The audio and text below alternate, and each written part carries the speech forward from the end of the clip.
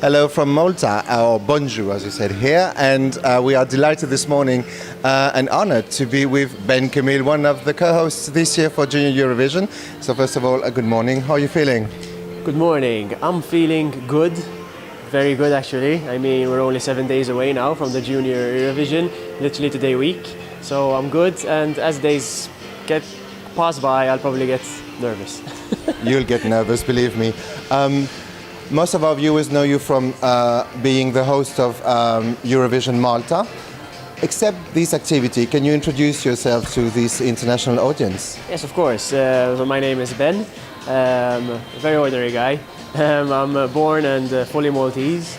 I'm an actor, so I take part I star in a very popular Maltese drama called Strada Stretta, which has a very strong viewership, which was actually voted #1 viewership last year. And I also present a program on TVM, the Maltese national station called 12 to 3. And now I'm going to be presenting the Junior Eurovision Song Contest. That's good. And how did you end up being chosen by PBS as the hosts? And I'm also a massive dog lover, actually. It's an important... Yeah, we saw that on your Facebook. Your dog is everywhere. Yes. Lovely dog, by the way. I love him. That's an important thing. So you asked me how did I end up?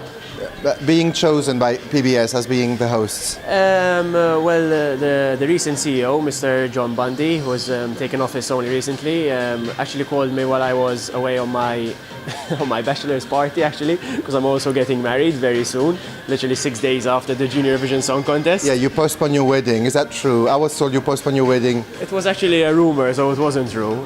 My wedding is still happening. It's happening 6 days after the Junior Eurovision. So the Junior Eurovision is on the 20th, and I'm getting married on the 26th. And yes, Mr. Bundy, the CEO of PBS, called me literally when I was on my bachelor's party with some of my friends, and he said, "Listen," he said, "are you busy on the 20th November?" And I said, "No."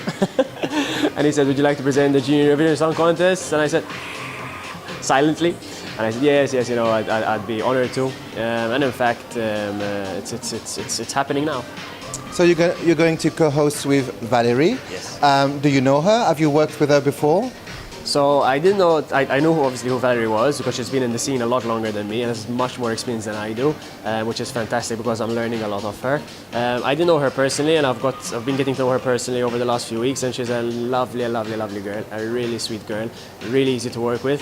It's not always easy when you're made to work with someone on such short notice, but Valerie and I have really clicked, and we have great chemistry. So I'm really looking forward to working with her. Okay. So can you explain us how do you get ready for the event? Do you have special schedules, special training, rehearsals and everything? Luckily, I'm blessed with a lot of people who are really willing to help. I mean, here today I'm at Armani with my stylist, who's actually my mother, which helps a lot. So I have people like her, people who handle my hair, people like Gordon Bonello, who produces a lot of the show and deals with the script, Malcolm, who's writing the script, Valerie herself, John Bundy himself. There's a great team there, which people don't. I'm sure that people don't realize, because I didn't realize before I was involved, how many hundreds of people are actually involved in making this reality come true and then bringing the quality that it brings. So I am really blessed with such a great team, and they help me plan for this event. Everyone specializes in their own department, and thanks to them, it makes my life a lot easier. Obviously, from my end, what I try and do is I give it my 200%. I plan, I make time, I watch previous events before, and try and learn, and obviously just give it my 200%. Yeah, and you're going to meet last year's host, Poligenova. Yes. So probably she can give you a piece of advice because she did a really good job back in Sofia. Yes. What can we expect on the big night? Because PBS has been quite secret about the show. We don't know much. We know the scene now, but we don't know exactly what's going to happen. Can you reveal a few things, or what can we expect? I'll try and reveal as much as I can without getting arrested. I'm joking. What I can definitely say is that it's going to be spectacular, even as a visual performance.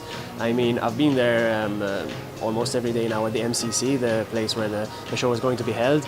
and the stage itself is just mind-blowing. To be honest, before the stage was built, Gordon Bonello showed me a visual of it, and I said like, yeah, you know. But it's actually now seeing it there in real life, I said, how did they manage to do this in such a short period of time? It is mind-blowing in my opinion. Obviously there are some local artists who will be singing, and I think it's no surprise that Destiny will be there singing her winning song, as well as a new single called La Di Daddy. I think Destiny is just absolutely fantastic. I think her voice is mind-blowing. She will actually be at my wedding singing as well a few days later. She's now become a personal friend of mine, and I think she's fantastic. And I predict that she will actually win the Grown Up Eurovision one day too. So yeah, I mean, lots of visual spectaculars, local artists, and much more. Let's leave it at that for now. Okay. To finish, I have a question for you. Do you know why on November 20th you'll enter in Eurovision history as a host? There's something very special happening that day. Do you know why? You'll be a special host in history. I know the televoting isn't happening. Is it because of that, or is there something else?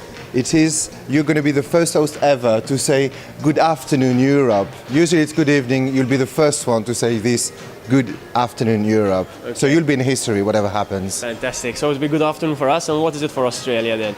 Is that good evening? I think it's good night. I don't know. You have to check because you have to. Yeah, you have to check. Make sure we're correct when it comes to saying that. Perfect. Listen, thank you very much. We wish you the very best of luck for this very busy week ahead of you. It is. And grazie.